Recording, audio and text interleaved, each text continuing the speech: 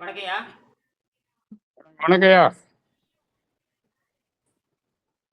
அதாவது எப்படி எல்லாத்துக்கும் எல்லா மன்றங்களும் ஐயா இயற்கை உணவு போட ஆரம்பிச்சாங்கன்னா அதுலயே பாதி பேர் குணமாயிருவாங்க.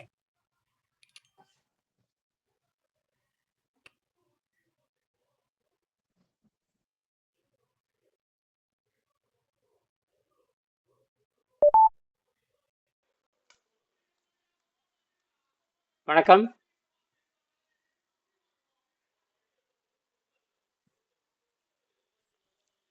எல்லா யோக மன்றங்களும் ஐயா எல்லா ஐயா சாப்பாட்டும்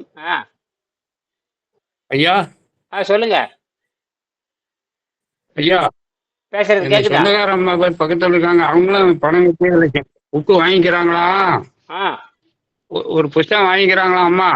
சரி, நன்றி நன்றி. அவங்களுக்கும் ஒரு புஸ்தகம் அனுப்பிச்சு விட்டுருங்க.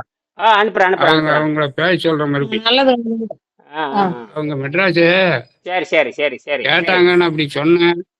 ஒரு புஸ்தகம் வாங்கிட்டா நீங்களும் ஐயா கிட்ட கிளாஸ் அட்டன் பண்ணுங்கன்னு சொன்னேன். அவங்களுக்கு முட்டு வலி எல்லாம் முட்டு வலி. சரின்றாங்க. சரி, அப்புறமா சொல்லுங்க. சரி சரி சரி. அவங்களுக்கு அனுப்பிச்சு விட்றேன். அவங்களை வந்து ஒரு மாசம் வந்து ஆலோசனை வகுப்புல கலந்துக்கிட்டோம். ஒரு மாசம் அறிவுரை வகுப்பு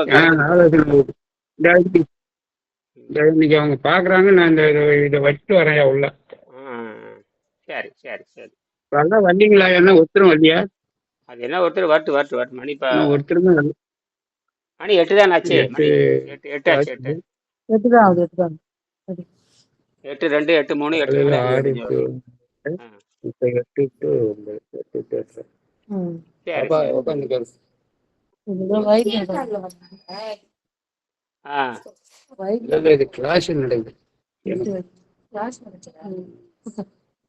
முதல்ல உணவு கேட்டாங்க. ஜாயின் பண்ணி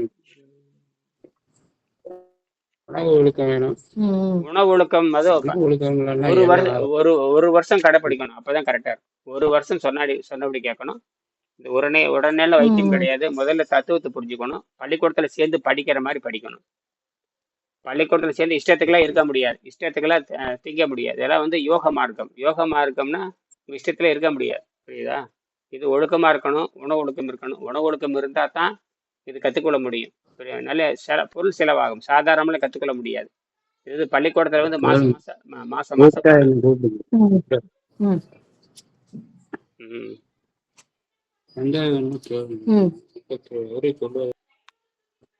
வணக்கம்யா.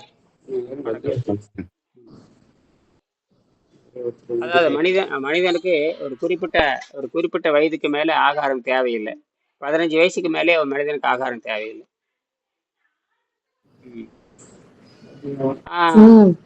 15 வயசுக்கு மேல ஆகாரம் தேவையில்லை. அது எப்படி சாப்பிட்டதை வெளியெடுக்கணும் அப்படிங்கறதுதான் கேள்வி. சுந்தரையா இவர் மருத்துவர். இவர் வந்து ஒரு பொறியாளர். எப்படி என்ன பண்ணீங்க? ஒரு 15 வயசுக்கு மேல சரி. கேசவன் அப்படியே மியூட் பண்ணிக்கீங்க. கேசவன் உங்க சத்தத்தை நிறுத்திக்கீங்க. கேசவன் உங்க சத்தத்தை நிறுத்திக்கீங்க. பதிவாயிட்டு. கேசவன் நிறுத்திக்கீங்க. ஒரு நிமிஷம் இருங்க. நீங்க எப்படி சுத்தப்படுத்துறீங்க? நீங்க ஒரு கட்டிட பொறியாளர், அரசு பொறியாளர். அப்புறம் அந்த அம்மா ஒருத்தர் வந்திருக்காரு. கேசவனுடைய பரிந்துரையின் மேல அவங்க வந்திருக்காங்க. சொல்லுங்க, உங்க ஆலோசனை சொல்லுங்க. என்ன பண்ணீங்க? நான் வந்து ஃபர்ஸ்ட் காலையில கொஞ்சாண்டு இது சாப்பிடுவேன். கருப்பட்டி சாப்பிடுவேன். கொஞ்சம் சாப்பிட்டுட்டு தண்ணி குடிச்சிட்டே இருப்பேன். அப்புறம் ஒரு 11 மணி 12 மணி போல அந்த கீரை வந்து வச்சு கொஞ்சம் சாப்பிட்டுக்குருவேன். சாப்பிட்டுட்டு சாப்பாடு கொஞ்சம் லேசா வச்சு சாப்பிடுவேன். அப்புறம் மறுபடியும் ஈவினிங் தண்ணி குடிச்சிட்டே வருவேன். 1/2 மணி நேரத்துக்கு ஒருக்க தண்ணி குடிச்சிட்டே வருவேன். 30-40 ml. அப்புறம் திரும்ப வந்து ஒரு 5 மணி 6 மணிக்கு வந்துட்டு வெஜிடபிள்ஸ் வந்து பாயில் பண்ணி அப்படியே வந்து அது சாப்பிட்டுருவேன். அடுத்த நாள் வந்து ஒரு முன்னாடி எல்லாம் வந்து சப்பாத்தி வச்சு சாப்பிட்டேன். அப்புறம் ஒரு 15 நாள் 20 நாள் அப்படியே ஒரு கொஞ்சம் கேப் விட்டுட்டு முடிச்சிட்டோம்னா அடுத்தாப்புல திரும்ப வந்துட்டு இந்த காலையில கருப்பட்டி இதெல்லாம் தண்ணி எல்லாம் சாப்பிட்டுட்டு இது சாப்பிட்றது இல்லை. என்னது சோறெல்லாம் சாப்பிட்றது இல்லை. அப்படியே டைரக்டா கீரை ஏதாவது சாப்பிடுவேன். அப்புறம் சாப்பிட்டுட்டே வந்துட்டு மறுபடியும் நைட்டு வந்த பிறகு காய்கறி மட்டும் சாப்பிடுவேன். காய்கறி சாப்பிட்டுட்டு பாயில் பண்ணி சாப்பிட்டுட்டு விட்டுருவேன். திடீர்னு ஏதாவது ஃபங்க்ஷன் எங்கேயாவது போக வேண்டியிருந்ததுன்னா, திடீர்னு சாப்பிட வேண்டியிருந்ததுன்னா, சாப்பிட்டோம்னா அப்படி கொஞ்சம் முதல்ல குறைஞ்சிட்டே வந்துச்சு. அப்புறம் திடீர்னு ஏதாவது சாப்பிட்டோம்னா ஒரு 1 கிலோ 2 கிலோ கூடும். அப்புறம் மறுபடியும் தண்ணியில நான் போட்டுருவேன். தண்ணியில போட்டோம்னா அப்படியே மறுபடியும் குறைஞ்சிடும். அப்படியே குறைஞ்சு இப்ப கிட்டத்தட்ட வந்து 8 கிலோ வந்து குறைஞ்சிருச்சு. இப்போ எனக்கு கால் எனக்கு வந்து இப்ப காலு எல்லாம் வந்து முதல்ல வந்து 69 புள்ளி சம்திங் இருந்தது, கிட்டத்தட்ட 70 இருந்தது. இப்ப வந்து 64 63 64 கம்மியா 63 இருக்கும். அந்த மாதிரி கொஞ்சம் 64 டு 63க்குள்ள மாறி மாறி வருது. உங்களுக்கு என்ன நோய் இருந்தது? என்ன நோய் இருந்தது? எனக்கு வந்து முதுகு தண்டுவட பிரச்சனை. அப்புறம் வந்து இதுல வந்துட்டு இடுப்புல வந்து டைட்டா பிடிக்கும். இப்போ அதெல்லாம் கொஞ்சம் ரிலீஸ் ஆயிடுச்சு. கால்ல வந்து புண்ணு இருந்தது. புண்ணெல்லாம் வந்து அப்படியே கம்ப்ளீட்டா வந்து ஆறிடுச்சு. இன்னும் கொஞ்சம் இருக்குது. இந்த இது சாப்பிடறதுனால திடீர்னு வந்து இந்த கழிவு கொஞ்சம் வெளியே வரும் போல் இருக்கு. அப்போ வந்து ஏதாவது கொஞ்சம் லேசா இது கொஞ்சம் லேசா ஏதாவது அரிப்பு மாதிரி வரும். மறுபடியும் ஆனா சரியாயிடும். அப்படியே ஃபாலோ பண்ணிட்டே இருக்கிறேன். இப்போ தொடர்ச்சியா ஃபாலோ பண்ணிட்டு சுத்தம் பண்ணிட்டே இருக்கிறேன். இடையில எங்கேயாவது வெளியே டிராவலிங் கொஞ்சம் லாங் ட்ரிப் டிராவலிங் போட்டுருக்குன்னா ஒரு 150 கிலோமீட்டர் போகணும்னா பேரிச்சம்பளமும் வேர்க்கடலையும் வேர்க்கடலையும் வச்சிருப்பேன். கொஞ்சம் ஸ்டெமினாவுக்காக கொஞ்சம் லேசா ஒரு பழம் இல்லை 2 பழம் சாப்பிட்டுட்டு வேர்க்கடலையும் சாப்பிட்டுக்கிறேன். சாப்பிட்டுட்டு அப்படியே என்ன இது பண்ணிக்குவேன். அப்படியே கொஞ்சம் ஸ்ட்ரென்த் ஆகிக்குவேன். அந்த மாதிரி தான் போயிட்டே இருக்கேன் இப்போ. அப்ப உணவு பழக்கத்தை மாத்திரங்காட்டி சரியா போகுது. உணவு பழக்கம் காய்கறிக்கு மாறிட்டீங்க. அப்ப கையெல்லாம் கை நம்னஸ் இருக்கும். அதெல்லாம் வந்து குறைஞ்சிருக்குது. கையெல்லாம் 2 கை நம்னஸ் இருக்கும். அப்புறம் முன்னாடி வந்து ஒரு 500 ஸ்டெப் 600 ஸ்டெப் தான் நடப்பேன். இப்போ வந்து 1200 2000 அந்த மாதிரி ஸ்டெப்ஸ் எல்லாம் வந்து இப்ப நடக்க முடியுது. நல்லா நடக்க முடியுது. அப்ப எடையும் அந்த எடை குறையறதுனால உங்களுக்கு என்ன அது பொருள் புரியுறீங்க? எடை ஏன் குறையுது? எடை வந்து உள்ளுக்குள்ள இருக்க அந்த குடல்ல இருக்க கழிவு, அப்புறம் வந்து தேவையில்லாத சத்து எல்லாம் இருக்கு இல்லைங்களா, அதெல்லாம் வந்து அந்த இதெல்லாம் வந்து அப்படியே குறையிற மாதிரி ஃபீல் ஆகுது. வயிறெல்லாம் தொப்பையா இருக்கும், பெருசா இருக்கும். அதெல்லாம் வந்து வயிறெல்லாம் கொஞ்சமா அப்படியே இறங்குது. பாடி எல்லாம் சதையெல்லாம் அப்படி கையெல்லாம் தூக்க, இப்பெல்லாம் கையெல்லாம் அப்படியே தூக்கம் வருது. நல்லா இந்த கையை நல்லா அப்படியே தூக்கம் வருது, நல்லா தூக்கம் வருது. இதெல்லாம் நல்லா இதெல்லாம் வருது. பாடி வந்து ரொம்ப இப்படி இருக்கும், அப்படி கூனி இதா இருக்கும். இப்போ இதெல்லாம் கொஞ்சம் நேரம் நிமிருது, கொஞ்சமா நிமிருது. அது நிறைய சேஞ்சஸ் எல்லாம் வந்துட்டே இருக்குது. மாறி மாறி அப்படியே வந்துடும். அப்ப இன்னும் நிறைய சொல்லுங்க சாமி. அதாவது உண்மையான எடை வர்றதுக்கு கிட்டத்தட்ட 6 மாசம் ஆகும். சரியா? சரி சாமி. சொசைட்டியோட நான் ரொம்ப மிங்கிள் ஆயிருக்கிறதுனால திடீர்னு போற இடங்கள்ல ஏதாவது லைட்டா ஏதாவது சாப்பிட்ற மாதிரி ஆயிடுது. என்னது சாப்பாடு லைட்டா, அப்புறம் உடனே டக்குன்னு அதை வந்து அன்னைக்கு ஒரு நாளைக்கு இது பண்ணி கிளியர் பண்ணிடுறேன். அந்த வந்து அது மாதிரி பண்ணிட்டு ஃபாலோ பண்ணிட்டே இருக்கேன். விடாம இது விட்டு நீங்களும் விட்டு செய்யுங்கன்னு சொன்னீங்களா, அதனால வந்து கண்டினியூ பண்ணிட்டு தான் இருக்கிறேன்.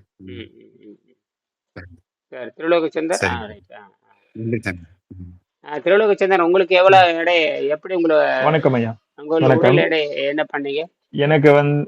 எனக்கு வந்து ஸ்டார்டிங் பண்ணும்போது 94 இருந்தது. ஐயாவை பத்தி 94 இருந்தது. ஸோ அப்ப தெரிஞ்சு, ஏன்னா நான் நைட் ஷிஃப்ட்டும் போயிட்டு இருந்தேன், கடுமையான வேலை உழைப்பும் இருந்தது. டே ஷிஃப்ட் நைட் ஷிஃப்ட் மாறி மாறி போயிட்டே இருந்ததுனால உணவு முறை வந்து சீரானதா இல்லை. சைவமா தான் இருந்தேன், பட் ஆனா சீரானதாக இல்லை. அப்புறம் ஐயாவை பத்தி தெரிஞ்சுக்கிட்டு அதுக்கப்புறம் இந்தியா வரும் பொழுது ப்ராக்டிஸ் பண்ண ஆரம்பிச்சேன். அதுக்கப்புறம் வந்து கொஞ்சம் கொஞ்சமா அதோட முன்னேற்றம் காலையில இருந்து எழுந்து தண்ணியை மட்டும் மருந்து மாதிரி குடிச்சிட்டே வருவேன். ஒரு 11 மணி வாக்குல வரைக்கும் பாத்தீங்கன்னா. அதுக்கப்புறம் வேக வைத்த காய்கறிகளோ கீரையோ அந்த நேரத்துக்கு என்ன கிடைக்குதோ அதை சாப்பிடுவேன். அதுக்கப்புறம் ஈவினிங் பாத்தீங்கன்னா பொரி, அவளு, மிக்சர் இதெல்லாம் போட்டு ஒரு கலவையா சாப்பிட்டுட்டு ரிலாக்ஸ் ஆயிடுவேன். அவ்வளவுதான். ஸோ கண்டினியூ பண்ணிட்டே இருப்பேன். ஸோ எக்ஸ்ட்ராவா எடுத்துக்கிறது பாத்தீங்கன்னா பேரிச்சம்பழம், பனங்கள் கண்டு, பனை வெல்லம். அப்புறம் வந்து ஜூஸ்ல பாத்தீங்கன்னா வெறும் நெல்லிக்காய் ஜூஸ், ஐயா சொன்ன மாதிரி நெல்லிக்காய் ஜூஸ் எடுக்க ஆரம்பிச்சேன். நெல்லிக்காய் ஜூஸ் எடுத்து அதுல 78ல வந்து நின்னுடுச்சு. 78 79ல வந்து நின்னுது. அதுக்கப்புறம் நெல்லிக்காய் ஜூஸ் கடை தொடர்ந்து குடிச்சிட்டே வந்ததுனால பாத்தீங்கன்னா 74ல வந்து இப்ப 74ல வந்து நின்னு இருக்கு. இப்போ 94ல இருந்து 74 வந்திருக்கு. அப்ப 20 கிலோ 20 கிலோ குறைஞ்சிருக்கு. இப்ப பாத்தீங்கன்னா மூஞ்செல்லாம் கூட நல்லா வத்தி இருக்கு பாருங்க. லாஸ்ட் டைம் இப்படி இருந்தது ஃபுல்லா. இப்ப பாத்தீங்கன்னா ஒரு ஃப்ரெண்ட்ஸ் எல்லாருமே கொஞ்சம் சொல்றாங்க இது மாதிரி வந்து கொஞ்சம் இளமையான ஒரு தோற்றம் வந்திருக்கு அப்படின்னு. அதுக்கப்புறம் கிட்டத்தட்ட ஆகஸ்ட் ஜூன் ஸ்டார்ட் பண்ணுங்கய்யா. ஜூன் ஐயா வந்து போய் சந்திச்சேன். இந்தியா வந்தப்போ வந்து அங்க போய் நேர்ல போய் சந்திச்சேன். 2 நாள் திண்டுக்கல்ல போயிட்டு 2 நாள் சந்திச்சுட்டு. ஆமா.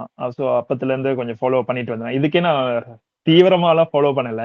ஐயா சொன்னபடி இப்போதைக்கு ஸ்ட்ரிக்டா ஃபாலோ பண்ணிட்டு இருக்கிறது ரைஸ் எடுக்கிறது இல்ல, பால் ஐட்டம் எடுக்கிறது கிடையாது, டீ காஃபி எதுவுமே கிடையாது, ஜூஸ் கிடையாது, ஃப்ரூட்ஸ் கிடையாது, சாக்லேட்ஸ் கிடையாது, ஐஸ்கிரீம் கிடையாது. இங்க வெளிநாட்டுல இருக்கிறதுனால இதுதான் அதிகமா எடுத்துட்டு இருந்தேன் நான் ஃபர்ஸ்ட்.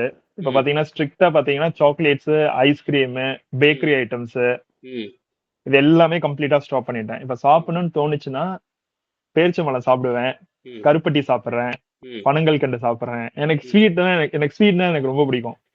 ஸ்வீட் இல்லாம இருக்க முடியாது எனக்கு. அதனால ஐயா கிட்ட, ஆனா எங்க அம்மா வந்து அங்க பாட்டியோட வளர்ந்ததுனால அம்மா கருப்பட்டி பிடிக்கும். போகும்போது இப்ப வரும்போது இப்ப கருப்பட்டி தான் கொடுத்து அனுப்பிச்சாங்க. கருப்பட்டி பேரிச்சம்பழம் தான். கருப்பட்டி நல்லா உதவி செய்யுது. அப்புறம் பனங்கல்கண்டு நல்லா உதவி செய்யுது. அந்த கருப்பட்டியோட சேர்த்து இந்த நெல்லிக்காயோட ஜூஸ் போட்டு ஒரே ஒரு இனுக்கு கருவேப்பிலை போட்டாச்சுன்னா காலையில இருந்து ஈவினிங் வரைக்கும் இந்த மாதிரி ஃபுல்லா போட்டு வச்சிருவேன். காலையில இருந்து ஈவினிங் வரைக்கும் கொஞ்சம் கொஞ்சமா குடிச்சிட்டே வந்தான்னு நினைச்சுக்கோங்களேன், வண்டர்ஸ்.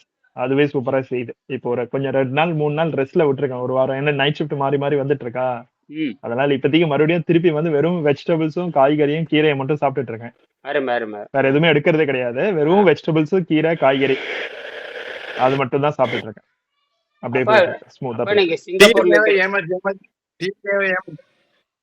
என்னங்கய்யா? இல்ல டிஎன்ஏ வந்து ஏமாத்தி தான் நம்ம அப்படியே பழக்கப்படுத்தணும் போல தெரியுது. ஆமா, அதாவது நம்ம வந்து மறுபடியும் அதை ஏமாத்தி நம்ம போக்குக்கு கொண்டு போகணும் போல இருக்கு. ஒரு மாதிரி நம்பிக்கை இல்லாம விட்டு இடையில நம்பிக்கை இல்லாம சாமி தான் சொன்னாங்க, இந்த மாதிரி வந்து நீங்க விட்டு கூட செய்யலாம், நீங்க ஏன் இது பண்றீங்க, ஒரு ஊக்கம் கொடுத்தாங்க சாமி. அதனாலதான் சரி விட்டு கூட செய்யலாமா அப்படின்ட்டு சொசைட்டில இருக்க மாதிரி ஏதாவது சாப்பிட போவேன், அடுத்து விட்டு செஞ்சு இப்போ ஓரளவுக்கு ஒரு 80% இதே இதுலயே அப்படியே வந்துட்டேன் நானு. இல்ல ஃப்ரெண்ட்ஸ் யாருக்குன்னா போய் சாப்பிட்டா கூட பாத்தீங்கன்னா அப்பயும் பாத்தீங்கன்னா ஃப்ரெண்ட்ஸ் கூட போய் சாப்பிட வேண்டிய சிச்சுவேஷன் வந்துச்சுன்னா கூட நான் என்ன பண்ணுவேன், ரெஸ்டாரண்ட்ஸ்க்கு எல்லாம் போனா கூட சப்பாத்தி ஆர்டர் பண்ணிடுவேன். 2 சப்பாத்தி, கிரேவி எதுவும் வேண்டாம், அதுக்கு பதில் மீல்ஸ்ல இருக்கிற அந்த வெஜிடபிள் கொடுங்க அப்படின்னு சொல்லிடுவேன்.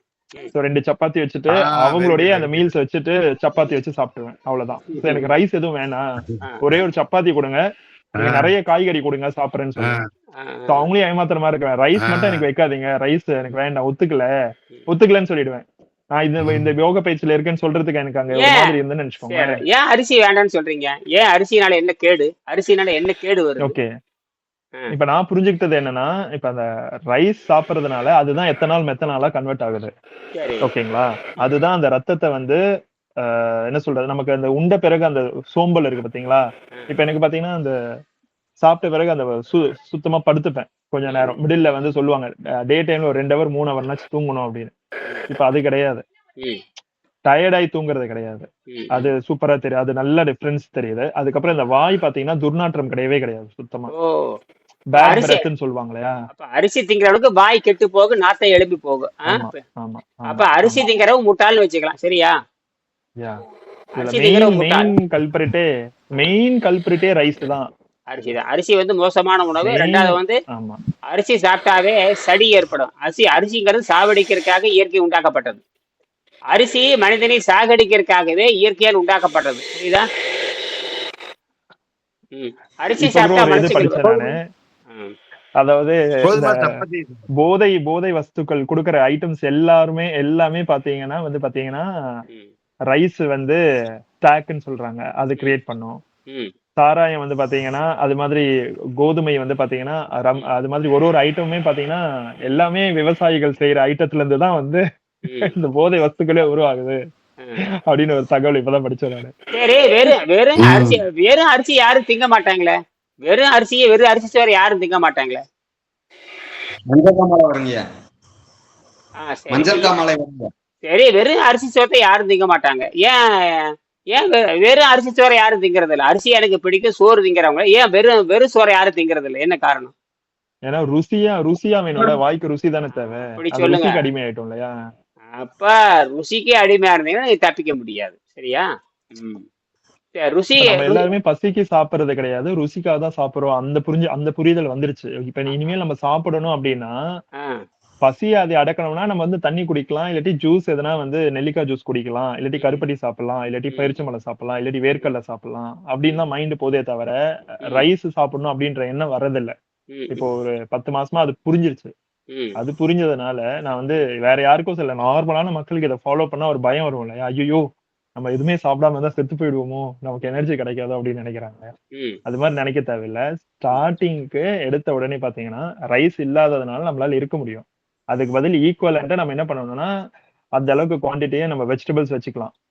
ஃபார் எக்ஸாம்பிள் முட்டைகோஸோ, இல்லாட்டி மஞ்சள் பூசணிக்காய், இல்லாட்டி வெள்ளை பூசணிக்காய், இதெல்லாமே பாத்தீங்கன்னா குடலையும் கழுவும், நம்மளுடைய பசியையும் அந்த நேரத்துக்கு ஆத்திடும்.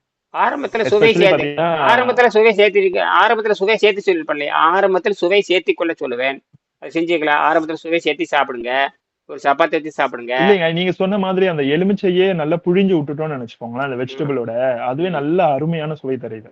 இந்த நார்த் இந்தியன் சாப்பிடுவாங்க, இந்த சென்னா மசாலாவோட பாத்தீங்கன்னா அந்த எலுமிச்சை பழம் புழிஞ்சு விட்டுருவாங்க. புழிஞ்சு விட்டுட்டா அது அதோட ருசியை தனியா கொடுக்குது. எந்த வெஜிடபிள் செஞ்சுட்டாலும், எந்த வெஜிடபிள் வதக்கினாலும் அதுல நீங்க அந்த வெஜிடபிள் நீங்க வந்து அந்த எலுமிச்சம்பழம் புழிஞ்சு விட்டுட்டீங்கன்னு நினைச்சுக்கோங்களேன், அதோட சுவை இன்னும் அதிகமா கூட்டிடுது. சரி, நான் எப்பயுமே எலுமிச்சம்பழம் வச்சிருப்பேன். வெஜிடபிள்ஸ் வாங்கிட்டு வந்துட்டு செஞ்சுட்டு அதுல ஒரு ஸ்குவீஸ் பண்ணியாச்சு அப்படின்னா ஒரு பவுல் ஃபுல்லா வந்துரும். அதுவே சாப்பிட்டுட்டு ஒரு தண்ணியை குடிச்சிட்டோம் அப்படின்னா முடிஞ்சு போச்சு லஞ்ச் டின்னரு அப்படின்னு. நாளைக்கு எனக்கு இந்த மாங்காய் தான் வேக வச்சு சாப்பிட போறேன். மாங்காய் ஒரு 10 ரூபாய் ஒரு காய், அவ்வளவுதான், முடிஞ்சு போச்சு, சாப்பாடே முடிஞ்சு போச்சு. சரி, இப்ப அவங்க புதுசா ஒருத்தர் வந்திருக்காங்க, என்ன சொல்ல போறீங்க? சுருக்கமா சொல்லுங்க பாக்கலாம். நீங்க அவங்களுக்கு என்ன சொல்ல? அவங்க சோறு, அவங்க சாதாரண சோறு திங்கிறவங்க, எல்லாரும் மாதிரி சோறு திங்கிறவங்க. வெறும் அவங்க சோறு திங்க முடியாது. சோறு வந்து யமன். சோறு சாப்பிட்டா சளி பிடிக்கும், சோறு சாப்பிட்டா எடை கூறும், சோறு சாப்பிட்டா மரணம் உறுதி, சோறு சாப்பிட்டா எல்லா நோவும் வரும். புரியுதா? 15 வயசுக்கு மேல யாருக்கு ஆகாது. உங்க அனுபவத்தை சொல்லுங்க, அவங்க சுருக்கமா சொல்லுங்க. என்னுடைய புரிதல், இந்த ஒரு வருஷத்துல என்னுடைய புரிதல் நான் என்ன சொல்ல விரும்புறேன் அப்படின்னா, நமக்கு வந்து 18 வயசுக்கு வரைக்கும் பாத்தீங்கன்னா அந்த வளர்ச்சி அதுக்கப்புறம் வளர போறது கிடையாது. இப்ப மரம் செடி கொடி மாதிரி பாத்தீங்கன்னா அது வளர்ந்துகிட்டே இருக்கும். இந்த மனுஷன் வந்து பாத்தீங்கன்னா குறிப்பிட்ட வயதுக்கு அப்புறம் பாத்தீங்கன்னா அந்த வளர்ச்சி ஸ்டாப் ஆயிடும். அது புரியுது நம்மளுக்கு, யாருக்கா இருந்தாலும் இது புரியுது. ஒரு மேக்சிமம்னா நம்ம இவ்வளவு வெயிட் தான் மேக்சிமம் போயாச்சுன்னா, அதுக்கப்புறம் வளர்ச்சின்றது ஒண்ணு கிடையாது. அப்ப நேச்சுரலாவே நம்ம வளர்ந்துட்டோம். அப்ப நேச்சுரலா வளர்ந்த பிறகு இங்க சாப்பிடுறதுக்குன்னு ஒண்ணும் தேவை கிடையாது. அந்த அறிவை கேள்வி கேட்கணும், அந்த அறிவை நமக்கு புரிஞ்சுக்கணும், அந்த அறிவை கேட்கணும். அதை புரிஞ்சுக்கிட்டோம் அப்படின்னா ஓகே, அப்ப நமக்கு சாப்பாடு தேவை இல்லை போல இருக்கு அப்படின்னு ஒரு சந்தேகம் வந்தாவே போதும். அந்த சந்தேகம் வந்துட்டாவே நமக்கு அடுத்த கட்டத்துக்கு நம்ம மூவ் ஆகி போயிடலாம். சோ எப்ப இந்த ரைஸை வந்து கம்ப்ளீட்டா ஸ்டாப் பண்ண முடியல அப்படின்னா ரைஸை வந்து கொஞ்சமா பொரியல் மாதிரி வச்சுக்கலாம். பொரியல் மாதிரி வச்சுட்டு பொரியலை ரைஸ் மாதிரி வச்சுக்கோங்க. நான் அப்படிதான் பண்ணிட்டு இருந்தேன். நான் உங்களை ஃபர்ஸ்ட் பார்த்த பிறகு என்ன பண்ணேன், உடனே நான் வந்து ரைஸை ஸ்டாப் பண்ணல, உடனே நான் சப்பாத்தியும் எடுத்துக்கல. நான் என்ன பண்ணேன்னா முதல்ல ரைஸை கம்மி பண்ணிட்டு பொரியலை வந்து ரைஸ் மாதிரியும் ரைஸை வந்து பொரியல் மாதிரி வச்சு சாப்பிட்டேன். அதுக்கப்புறம் சப்பாத்தி ஒரு சப்பாத்தி வச்சுன்னா அதே மாதிரிதான் பொரியலும் நிறைய வச்சுப்பேன். சோ எனக்கு சாப்பிடல அப்படின்ற ஃபீலிங் இருக்காது. உங்களுக்கு ஏப்ரல்ல பார்த்தேன், ஏப்ரல்ல உங்களை சந்திச்சேன் ஆன்லைன்ல, இங்க பாத்துட்டு ஒரு வாட்டி பேசிட்டு இந்தியாவுக்கு வரும்போது ஜூன் தானே. ஆனா அந்த 2-3 மாசத்துக்கே பாத்தீங்கன்னா 94ல இருந்து 90 கிலோ வந்துருச்சு. இந்தியா வரும்போது 90 கிலோ, அந்த 4 கிலோ அப்படியே குறைச்சிட்டேன். ஜஸ்ட் ரைஸையே கொஞ்சமா வச்சுட்டு சாப்பிட்டதுனால தண்ணியை மட்டும் கொஞ்சம் கொஞ்சமா குடிச்சிட்டு வந்தேன். அப்பயும் நான் ஃப்ரூட்ஸ் எல்லாம் நிறைய எடுத்துட்டு இருந்தேன். அந்த 4 மாசத்துல பாத்தீங்கன்னா ஏப்ரல்ல இருந்து ஜூன் வரைக்கும் பாத்தீங்கன்னா ஃப்ரூட்ஸ் எடுத்துட்டு இருந்தேன் உங்களை பாக்குறதுக்கு முன்னாடி, அந்த இடைப்பட்ட காலத்துல. ஏன்னா எனக்கு தெரியாது இல்லையா ஃப்ரூட்ஸ் எல்லாம் சாப்பிடக்கூடாதுன்னு. அப்புறம் அங்க வந்த பிறகுதான் வந்து அப்பயும் பாத்தீங்கன்னா வீட்லயும் செஞ்சு கொடுத்துட்டு தான் இருந்தாங்க. பட் ஆனா இங்க வந்த பிறகு ஸ்ட்ரிக்டா வந்து ரைஸ் எடுக்கிறது கிடையாது. அம்மாவுக்கு நான் என்ன சொல்ல விரும்புறேன் அப்படின்னா, காலையில இருந்து எழுந்ததுல கொஞ்சம் கொஞ்சமா தண்ணியை மட்டுமே மருந்து மாதிரி கொஞ்சம் கொஞ்சமா குடிச்சுக்கிட்டே வரணும். காலையில எழுந்த உடனே ஒரு 2 மடக்கு தண்ணி குடிங்க. குடிச்சிட்டு அப்படியே அரை மணி நேரத்துக்கு ஒரு வாட்டி தண்ணி குடிச்சிட்டே வாங்க. அதுக்கப்புறம் பாத்தீங்கன்னா வேக வச்சு கீரையை வேக வச்சுட்டு கேசவன் அம்மா உங்களுக்கு கவனிக்கிறாரா? அவர் பேசுறாரு. கேசவன் கவனிக்கிறாரா? அம்மா கேசவன் உங்களுக்கு கவனிக்கிறாரா? அவர் கேசவன் எங்க? பேசுறாரு. கேசவன் வாங்க. கவனிக்கிறேங்க. நம்ம சொந்தக்கார அம்மாலும் கேக்குறாங்க. அவங்க வராங்க. காலையில எழுந்த பிறகு வெறும் தண்ணி மட்டும் 2 முடக்கு குடிச்சுக்கோங்க. ம் குடிச்சிட்டு அது கண்டினியூவா குடிச்சுக்கிட்டே வரணும். ஒரு ம் 11, 11:30 மணி வாக்குல பாத்தீங்கன்னா யூரின் வந்து பாத்தீங்கன்னா ஒரு மஞ்சள் கலர்ல போகும். கேக்குறேன். அது போன பிறகு ம் மறுபடியும் தண்ணி வந்து மறுபடியும் மருந்து மாதிரி குடிச்சுக்கிட்டே வரணும். ம் ம் அதுக்கப்புறம் வந்து பாத்தீங்கன்னா வேக வச்ச காய்கறி ம் இல்லாட்டி வேக வைத்த கீரையை ம் சாப்பிட்டுட்டு ம் ரிலாக்ஸ் ஆயிடணும். அதுக்கப்புறம் ம் ஒரு 3 மணி வாக்குல 4 மணி வாக்குல மறுபடியும் தண்ணி குடிச்சுக்கிட்டே வந்துட்டே இருந்துட்டு ம் கருப்பட்டியோ இல்லாட்டி பேரிச்சம்பழமோ ம் மறுபடியும் பசிச்சதுன்னா சாப்பிட்டுக்கலாம். இல்ல வேர்க்கடலை உருண்டையோ ஏதோ சாப்பிட்டுக்கலாம். அதான் அதுக்கப்புறம் ஈவினிங் பசியை பாத்தீங்கன்னா கட்டுப்படுத்த சொல்றீங்க. பசியை கட்டுப்படுத்திட்டே வர சொல்றீங்க. ஆமா. ம் அப்புறம் ஈவினிங் பாத்தீங்கன்னா ஒரே ஒரு சப்பாத்தி ம் வச்சுட்டு நிறைய வெஜிடபிள் போட்டுட்டு சாப்பிட்டுடலாம். எவ்வளவு ஏன் வெஜிடபிள் வேணா ஆட் பண்ணிக்கலாம். ஏன் என்ன வெஜிடபிள் வேணா. ஏன் சாயங்காலம் கட்டாயம் ஒரு வேளை நிறைய காய்கறி எதுக்கு சாப்பிடணும்? ஏன் ஒரு வேளை கட்டாயம் சாயங்காலம் ஏன் சாப்பிட? ஏன் காலையில இருந்து சாப்பிடாம விட்டாலும் கூட அதாவது ஏன் சாயங்காலம் அதாவது அந்த கட்டாயம் ஒரு வேளை நம்ம தண்ணி குடிச்சிட்டே இருக்கிறதுனால அந்த விஷம் எல்லாம் மலைக்குடல்ல வந்து கீழே வந்து தங்கி வந்து நிக்கும்.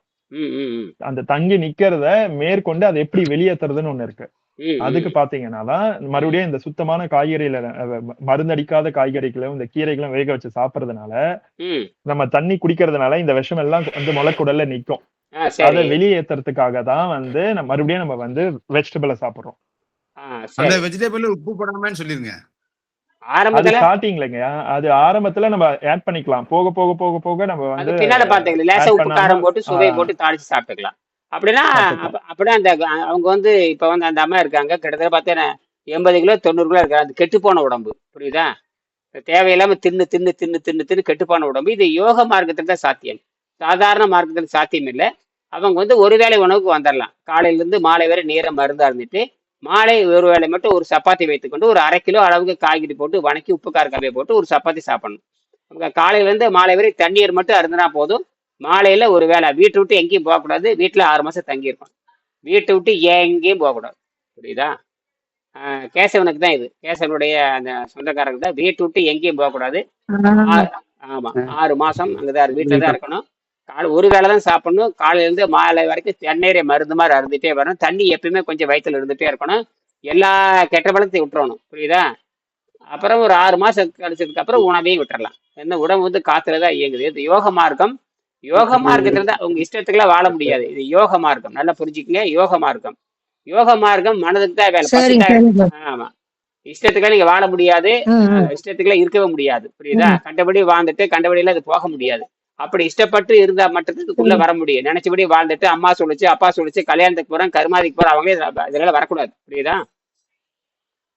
கல்யாணத்துக்கு போய் சாப்பிடுவேன், கருமாதிக்கு போவேன், ஊரெல்லாம் சுத்துவேன், அதெல்லாம் எதுவும் இருக்கக்கூடாது, புரியுதா? வீட்டு விட்டு வெளியவே போகக்கூடாது. வீட்டுலதான் இருக்கணும்.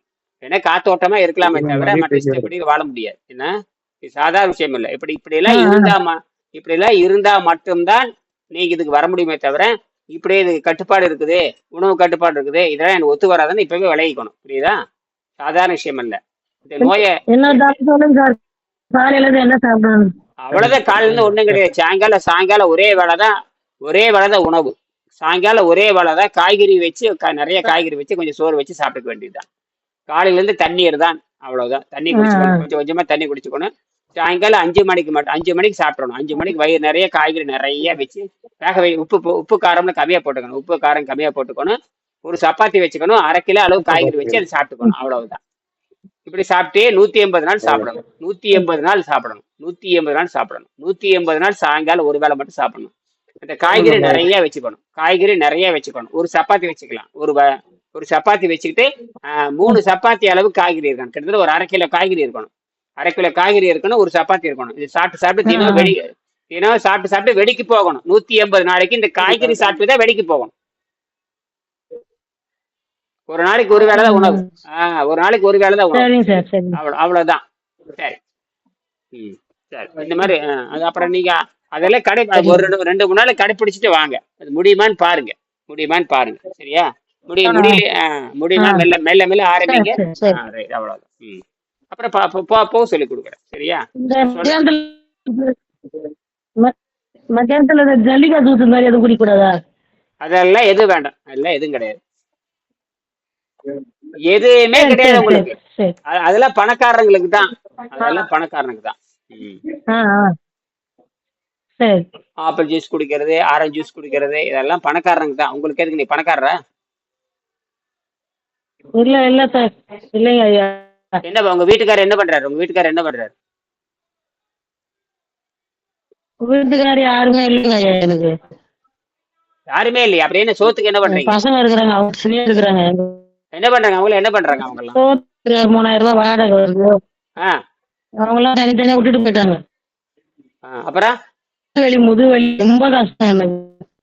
இதுக்கெல்லாம் அதுக்கு இதுக்கெல்லாம் 3000 ரூபாய் வட்டி வீட்டு வாடகை வருதுண்ணா.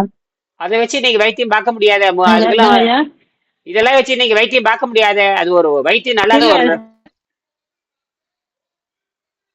இதை வச்சு இல்ல மூட்டு இல்ல, வலி. நான் அது ஏற்பாடு பண்றேன். கொஞ்சம் காசு வர வேண்டியது. ஆ இல்ல ஐயா, நீங்க சொல்லுங்க, நான் பாக்குறேன் நான். ஏன்னா இதுக்கெல்லாம் 1 கோடி செலவுனாலும் மூட்டு வலி நல்லா ஆகாது. 1 கோடி செலவுனாலும் மூட்டு வலி நல்லா ஆகாது. இதெல்லாம் யோகா யோக மார்க்கத்துல தான். இது வந்து மரணத்தையே கேள்வி கேட்கறது சாதாரண விஷயம் இல்லை. இது எடுத்துன்னு எல்லாரும் கத்துக்கொள்ள முடியாது. எடுத்துட்டு யாரையும் இதுல சேர்க்கவும் மாட்டேன். சொல்றபடி கேட்கல அப்படின்னு யாரையும் சேர்க்கவும் மாட்டேன். புரியுது? கடுமையான விதிகள். 7,5 கோடி 10 கோடி செலவு பண்ணாலும் ஜெயலலிதாவுக்கு இருக்கிற மூட்டு வலி குணமாக்க முடியல. 10 கோடி செலவு பண்ணி ஜெயலலிதாவுக்கு இருக்கிற சக்கரமே குணமாக்க முடியல. ஜெயலலிதாவுக்கு மூட்டு வலி, முழங்கால் வலி, யானைக்குட்டி, உங்களை மாதிரி யானைக்குட்டி மாதிரி இருந்தாங்க. உங்களை மாதிரி யானைக்குட்டி மாதிரி இருந்தாங்க. அதெல்லாம் சாதாரண விஷயம் இல்ல. இதுக்கு வந்து நிறைய இது செலவாகும். செலவெல்லாம் ஏத்துக்கணும். செலவெல்லாம் ஏத்துக்கிறதா இருந்தா சொல்லி தருவோம். புரியுதா? ஏன்னா இது ஒரு தடவை செலவு பண்ணிட்டீங்கன்னா 100 வருஷத்துக்கு செலவு வராது. ஒரு தடவை தான், ஒரு 6 மாசம் தான் செலவு. அதுக்கப்புறம் செலவே கிடையாது. அப்புறம் 100 வருஷத்துக்கு செலவு கிடையாது. அப்புறம் 100 வருஷத்துக்கு செலவு வராது. புரியுதுங்களா? நல்லா வர மாதிரிதான் காசு வர வேண்டியது ஏற்பாடு பண்றேன். அப்படி பண்ணுங்க. அதுக்கு முன்னாடி 2 நாள் செஞ்சு பாருங்க. அதுக்கு முன்னாடி நீங்க 2-3 நாள் செஞ்சு பாருங்க. 2-3 நாள் டாக்டர் போய் செலவு பண்ணி தான் இருக்கிறேன்.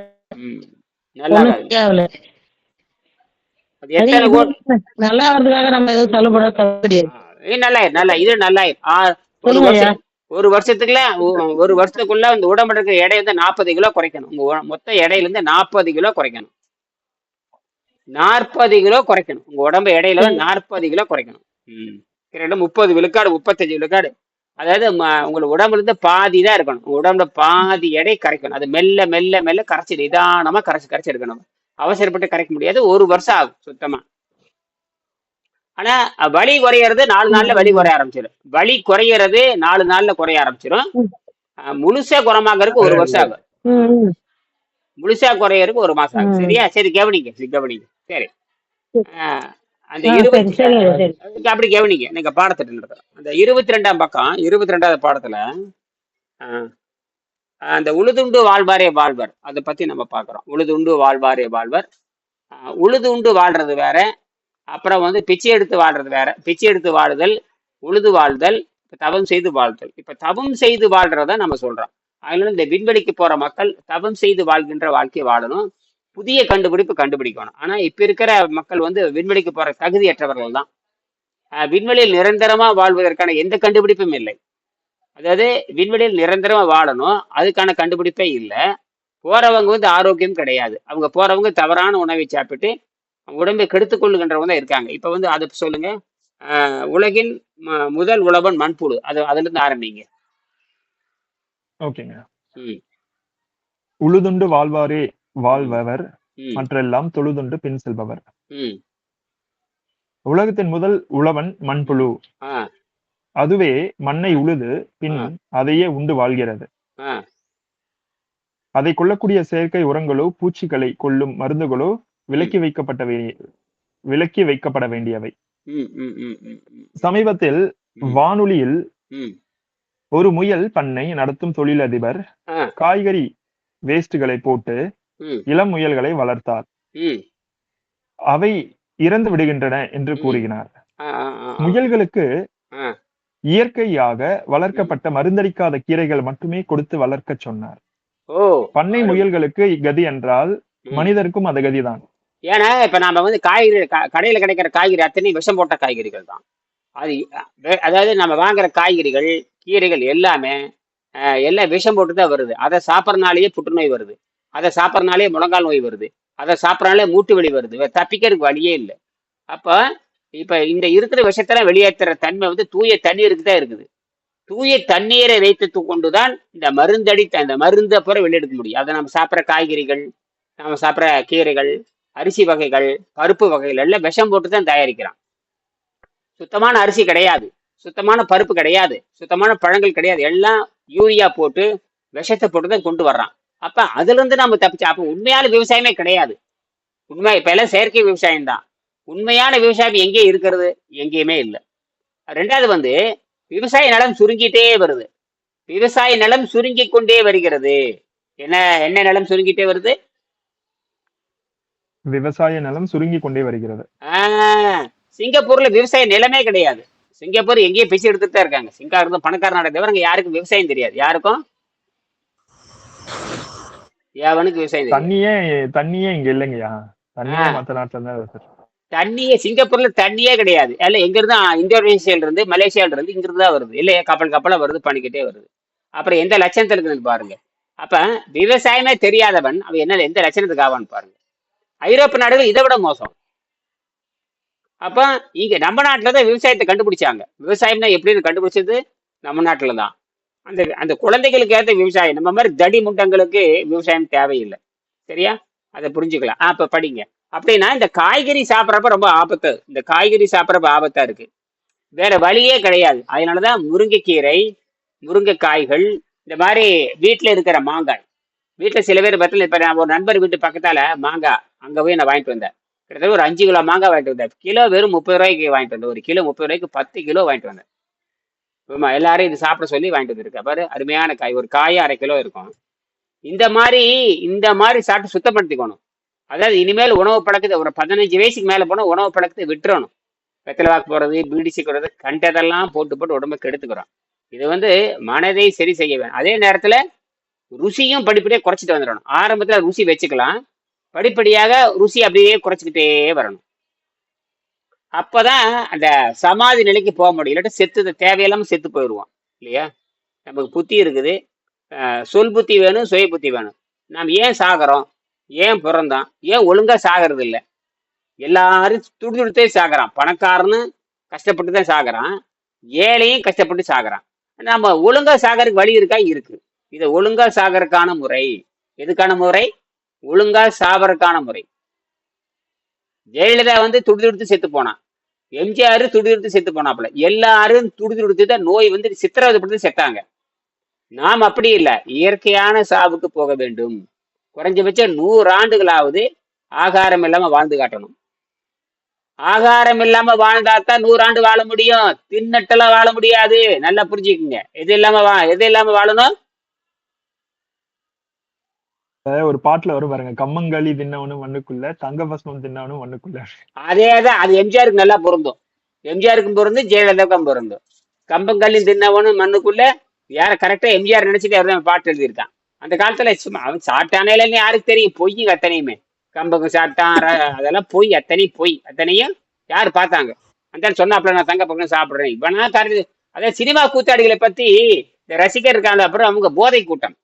சினிமா கூத்தாடிக்க மாட்டேங்கிற நம்பிக்கையின் காரணமாக எதோ பேசுறது. என்னது பெரிய உலகத்தை விட காப்பாத்தின மாதிரி. உலகத்தவே இந்த பக்தி மார்க்கத்தை விட மோசமானது சினிமா கூத்தாடி மார்க்கம். பக்தி மார்க்கத்தை விட மோசமானது சினிமா கூத்தாடி மார்க்கம். என்னது? பக்தி மார்க்கத்தை விட மோசமானது. பக்தியில பார்த்தா கடவுள் காப்பாத்துவார், அது காப்பாத்துவார், உலகத்தையே படைக்கிறாருங்கிறாரு. அப்படியே நிலநடுக்கம் வருது, ஏன் பூகம்பம் வருது, ஏன் சாகுறீங்க? அப்ப கடவுள் வந்து காப்பாற்ற வேண்டியதானே? கருமாந்திரம் முடிச்சவனா இருப்பானு எடுத்துருது எல்லாருமே. தலைவருக்கு வேற வேலையே இல்லையா? நிலநடுக்கம் வருது, பூகம்பம் வருது, சூரியன் வச்சு காய்ச்சுது எல்லாத்தையும். புழுவெல்லாம் சாகுது, மனுஷனே சாகுறான். இங்கதான் எல்லாருமே ஒரு நம்பிக்கை, அவ்வளவுதான். கடவுளுங்கிறது ஒரு நம்பிக்கை. சரி, இப்போ ஒரே ஒரு கேள்வி கேட்கிறேன். திருவள்ளுவர் வந்து கடவுள் வாழ்த்துன்னு ஒரு அதிகாரம் இருக்கு. முதல் அதிகாரத்துல அகர முதல எழுத்தெல்லாம் ஆதி பகவன் முதற்றே உலகன்னு எழுதுறாரு. அதுல இந்த ஆதி பகவன ஆதி முதல்வன் அர்த்தம். ஆதி பகவன்னா ஆதி முதல்வன். ஆதி பகவன்னா ஆதியாகி முதல்வன். பகவன பகு அப்படின்னா என்ன தெரியுமா அர்த்தம்? பகுதின்னு அர்த்தம். ஆதி பகுதினா முதல் பகுதி எதுவாயிருக்குன்னு சொல்லி பார்க்கலாம். ஆதி பகுதி அப்படிங்கிறாரு. ஆதி பகுதி கூட்டல் எண், ஆதி பகுதி எண், ஆதி பகுதி எண் எப்படி சுருக்கமா சேர்த்து போறது ஆதி பகவனா மாறுது. ஆதி பகுதி தான். ஆதி பகுதி எதுவா இருக்குன்னு சொல்ல பார்க்கலாம். ஆதி ஆதினா முதல்னு அர்த்தம். இயற்கைதான் முதல், இயற்கைதான் முதல். அப்ப இயற்கைதான் முதல்ல தோன்றுச்சு. அப்படியே போயிட்டே இருந்தீங்கன்னா கடைசியில எங்க போய் நிக்க தெரியுமா? கடைசியில எங்க போய் நிக்க தெரியுமா? பிக் பேங் கேலக்சி அங்க போய் நிக்கும். அது எதுல தொடங்குச்சு தெரியுமா? எது தொடங்குச்சு தெரியுங்களா? கரெக்டா ஒரு புள்ளியில தொடங்குது. எங்க தொடங்குது? அதுதான் ஆதி பகவன் அர்த்தம். அதுக்கு பேர் ஆங்கிலத்துல சிங்குலாரிட்டிம்பாங்க. என்னது? சிங்குலாரிட்டி அப்படிம்பாங்க. அந்த சிங்குலாரிட்டி தான் முதல் புள்ளி. அதுதான் திருவள்ளுவர் சொல்லக்கூடியது. இன்னைக்கு பிக் பேங் அப்படிதான் சொல்றாங்க. முதல் புள்ளியான அந்த புள்ளியில் இருந்தது எல்லாம் தொடங்குச்சு. அப்ப அந்த புள்ளியினுடைய எடை என்ன தெரியுமா? பல லட்சம் கோடி கோடி. ஒரு 100 வருஷத்துக்கு டன், 100 வருஷத்துக்கு பல லட்சம் டன் சொல்லிட்டே போனீங்கன்னா அதுதான் அந்த எடை. அந்த புள்ளியோட எடை 100 வருஷத்துக்கு 100 வருஷத்துக்கு ஒரு வினாடிக்கு ஒரு டன், 100 வருஷத்துக்கு டன் சொல்லிக்கிட்டே இருக்கணும். அத்தனை டன் 100 வருஷத்துக்கு டன் சொல்லிட்டு எத்தனை கோடி டன் வருமோ அதுதான் ஒரு புள்ளியினோட எடை. கற்பனை பண்ணி பாருங்க. ஒரு புள்ளியோட எடை எப்படி இருக்கும்? 100 வருஷத்துக்கு என்ன சொல்லணும்? டன்னு 100 வருஷத்துக்கு சொல்லிக்கிட்டே இருக்கணும். 24 hours. அந்த இடம் தான் ஒரு சிங்குலாரிட்டி. அதுதான் பயங்கரமான எடை. கற்பனையே பண்ண முடியாத எடை. அது உதாரணத்துக்கு நான் சொல்ல போறேன். தங்கத்தினுடைய எடை தங்கத்தை பாத்தீங்கன்னா தங்கம் உங்களுக்கு தங்கம் தெரியும். தங்கத்தினுடைய பாருங்க. அதே நேரத்துல இரும்பை பாருங்க. இரும்பு காசு எடுத்து பாருங்க. தங்க காசு எடுத்து பாருங்க. தங்க காசு சிறுசா இருக்க பார்த்தா கனமா இருக்கும். அதே அளவுக்கு ஒரு நாலனா அளவுக்கு ஒரு நாடன அளவுக்கு ஒரு தங்க காசு பார்த்தீங்கன்னா கனமா இருக்கும். அதே நாடன அளவுக்கு இருக்க ஒரு தகரம் இரும்பு காசு எடுத்தா கனம் குறைவா இருக்கும். இது ரெண்டு மாதிரி வேற ஒண்ணும் இல்ல. டென்சிட்டி மாறுது. என்னது? அடர்த்தி மாறுது.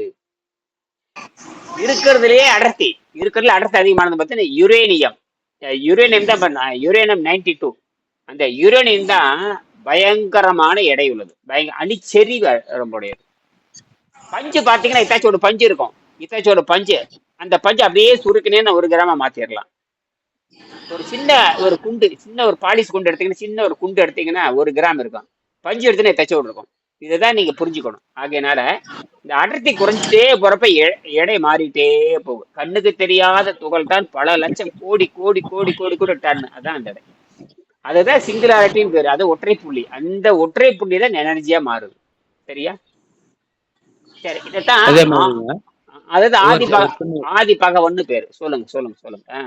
வந்து ஆக்சுவலி ஒரு 20 இயர்ஸ் இருக்குங்க. அப்ப வந்து இந்த இந்தியன் எக்ஸ்பிரஸ்ல ஒவ்வொரு ஃப்ரைடேவும் இந்த மாதிரி நம்ம வந்து சயின்டிபிக் அப்ரோச் வந்து ஒரு கட்டுரை மாதிரி போடுவாங்க. அப்ப வந்து பாத்தீங்கன்னாக்க நம்ம இந்த சுத்தவெளி ஓப்பன் ஸ்பேஸ் இருக்கு, ஸ்பேஸ் அந்த ஸ்பேஸினுடைய டென்சிட்டி பத்தி வந்து சொல்றப்ப என்ன சொல்றாங்கன்னு சொன்னா, ஒரு 25,000 டன் எடை உள்ள ஒரு கப்பல் இருக்குதுன்னு சொல்லிச்சுன்னா அத சின்னதா நசுக்கி நம்ம ஒரு டீஸ்பூன்ல ஏந்தக்கூடிய அளவுக்கு அந்த குவான்டிட்டி வந்து கொண்டு வரணுமா.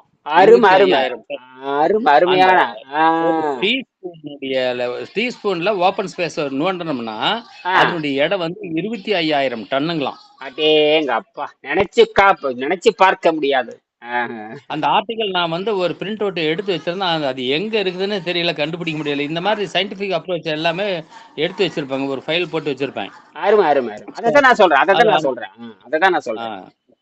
இப்ப கரெக்டா கண்டுபிடிச்சிட்டீங்க. அதுவா அப்படி ஆச்சரியம்னா இந்த ஒரு புள்ளியே வந்து பல லட்சம் கோடி டன் 100 வருஷத்துக்கு சொன்னா என்ன எடை இருக்கும்? அதுதான் ஒரு புள்ளியினுடைய எடை. அதுக்கு நீள அகல உயரம் எதுவும் கிடையாது. அதுதான் பிக் பேங்கா மாறுது. நீங்க பாருங்க, அந்த ரீடர் டைஜஸ்ட்ல பிக் பேங் பாத்தீங்கன்னா ஒரு சின்ன புள்ளி, அந்த புள்ளி புடல் மாதிரி விரிஞ்சிட்டு போகும். சின்ன புள்ளி அந்த கூம்பு வடிவத்துல அப்படியே போட்டிருப்பான். அந்த கூம்பு வடிவம் கடைசியில புள்ளி இருக்கும். அந்த புள்ளியில தொடங்கி விரிஞ்சுக்கிட்டே போய் அது வட்டமா மாறுது. இதுதான் விஷயமே. சரியா? அதைத்தான் திருவள்ளுவர் வந்து ஆதி பகவன்னு சொல்றாரு. மற்றபடி அந்த கடவுள் கத்திரிக்காய் இதெல்லாம் ஒண்ணும் கிடையாது. கடவுள்னு நான் பேசுறதுனால கடவுள் தண்டிச்சா போடுறாரு. கடவுள்னா உண்மையை பேசுறதுதான் கடவுள். கடவுள் என்ன? உண்மை பேசுறது. ஆமா, உண்மை உண்மை பேசுறது. பேசுறது தான், அவ்வளவுதான். உண்டு இல்லைன்னு பேசுறது தான் கடவுளுங்கிறது. கடவுளுங்கிறது உண்டுன்னு பேசுறது, கடவுள்னு இல்லைன்னு பேசுறது. ஒன்னா பிளஸை பத்தி பேசுறது, ஒன்னு மைனஸ் பத்தி பேசுறது, ஒன்னு நெகட்டிவ் பத்தி பேசுறது, இன்னும் பாசிட்டிவிட்டி பேசுறது, அல்லது ரெண்டையும் பேசுறது. நமக்கு தேவை ரெண்டையும் பேசுவோமே. அது. பாசிட்டிவ் பத்தி பேசுவோம், நெகட்டிவ் பத்தி பேசுவோம். சரியா? மணி என்னாச்சு? 8:39. 8:40 முடிச்சுக்கலாம். சரி சரி, இது அப்படியே முடியுங்க. 8:40 முடிச்சுக்கலாம். உலகத்தின் முதல் உழவன், அதை படிங்க, படிச்சு முடிங்க. அப்புறம் காலையில உலகத்தின் உலகத்தின் முதல் உழவன் மண்புழு. அதுவே மண்ணை உழுது பின் அதையே உண்டு வாழ்கிறது. அதை கொள்ளக்கூடிய செயற்கை உரங்களோ பூச்சிகளை கொள்ளும் மருந்துகளோ விலக்கி வைக்கப்பட வேண்டியவை. சமீபத்தில் வானொலியில் ஒரு முயல் பண்ணை நடத்தும் தொழிலதிபர் காய்கறி வேஸ்டுகளை மட்டுமே போட்டு இளம் முயல்களை வளர்த்தார். அவை இறந்து விடுகின்றன என்று கூறினார். முயல்களுக்கு இயற்கையாக வளர்க்கப்பட்ட மருந்தடிக்காத கீரைகள் மட்டுமே கொடுத்து வளர்க்க சொன்னார். பண்ணை முயல்களுக்கு இக்கதி என்றால் மனிதனுக்கும் அந்த கதிதான். அதாவது இப்ப நல்லா புரிஞ்சுக்கணும். விலங்கு நம்மளை விட செரிமான நீர், அந்த செரிமான நீர் வந்து கடுமையான ரசாயன தன்மை உடையது. அதுவே விஷத்தை சீரணிக்க முடியல. அதுவே என்ன பண்ண முடியல? விஷத்தை சீரணிக்க முடியல. அப்படின்னா நாம எந்த மூளை பாருங்களா? அப்படின்னா விவசாயம் பூரா விஷமா மாறியாச்சு. அப்ப அதை சாப்பிட்டோம்னா நம்ம சாவு உறுதி ஆகி போச்சு. எதை சாப்பிட்டா? இப்ப விவசாயிகள் கொடுக்குற உணவை சாப்பிட்டோம்னா நமக்கு வந்து சாவு உறுதின்னு ஆயிப்போச்சு. எது உறுதி ஆகி போச்சு?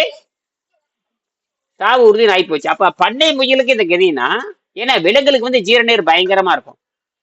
அதாவது விஷத்தை செரிக்கிற தன்மை அதிகமா இருக்கும். எதை செரிக்கிற தன்மை?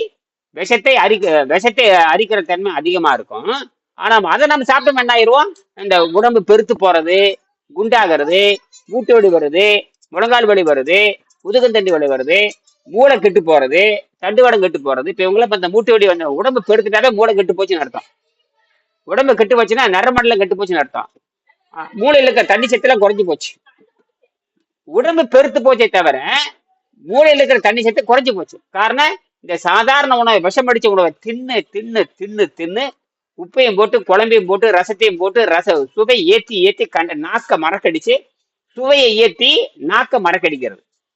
சுவையை ஏத்தி நாக்க மறக்கடிச்சு தின்னு ஓட்டு அப்படியே தூங்குறது. வயிறு பெருத்து போய் தூங்குறது. வயிறு எப்படி தூங்குறது? தின்னு போய் பெருத்து போய் எல்லா அசிங்கரமும் பண்றது. எல்லா அசிங்கரம் பண்ற உனக்கு எப்படி ஆரோக்கியம் வரும்? எல்லா அருவறுப்பும் பண்ற. கேட்ட நான் பணத்தாரன், அவன் திங்கிறான், நான் திங்கிறேன், அவனும் தின்னுட்டு இருக்கிறான். இந்த மாதிரி ஆணவம் எல்லாம் இருக்கவே கூடாது. இந்த மாதிரி ஆணவம் எல்லாம் கடுகளவும் இருக்கக்கூடாது. உங்களை பற்றி தான் சிந்திக்க வேணும். உங்களுக்கும் இயற்கைக்கும் மட்டும்தான் சிந்திக்கணும். புரியுதா? ஒரு தாவரம் எப்படி சூரியன் நம்பி வாழ்ற மாதிரி நாம இயற்கை சக்தியில இருந்து வாழ நம்பணும். சரியா? அப்படி படிச்சு முடியுங்க.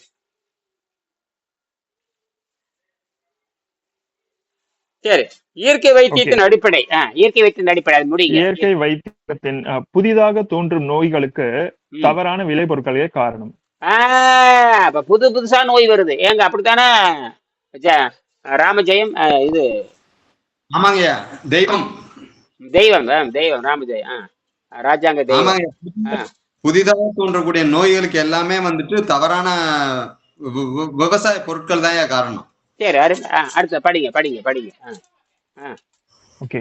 இயற்கை வைத்தியத்தின் அடிப்படை கொள்கைப்படி நேச்சுரோபதி பேசிக் பிரின்சிபல்ஸ் கோடிக்கணக்கான வருடங்களாக பாக்டீரியாக்களும் வைரஸ்களும் உலகில் இருந்து வருகின்றன. அதாவது அவை மனித குலம் உலகில் உதயமாவதற்கு முன்னால் இருந்தே வாழ்கின்றன. பரிணாம சித்தாந்தத்தின்படி ஒரு ஜீவராசி தன் எதிர்ப்பு சக்தியை ஏதாவது ஒரு காரணத்தினால் இழக்கும் போது அவை அந்த ஜீவராசியின் உடலில் பெருகி அந்த ஜீவராசியை அழித்து விடுகின்றன. HIV acute immuno deficiency syndrome மூலமாக மேல் எழுந்து மனித இனத்தை கொல்லுகிறது. கடந்த நூற்றாண்டுகளில் நாம் இயற்கை வாழ்வையும் இயற்கை உணவையும் இழந்துவிட்டோம். பரிணாம வளர்ச்சியை உணர்ந்து மனித இனம் செயல்படாவிட்டால் இயற்கையிடமிருந்து இரக்கத்தை மனித இனம் எதிர்பார்க்க முடியாது. பண்புடையார் பட்டு உண்டு உலகம் அது என்றேல் மண்புக்கு மாய்வது மண். அது ஒண்ணே இல்ல, நல்லவங்களை சார்ந்து வாழ்ந்தால் புத்திமதி கிடைக்கும். அதான் விஷயம். மீண்டும் காலையில 4:30 மணிக்கு நாம் சந்திப்போம். நன்றி, வணக்கம்.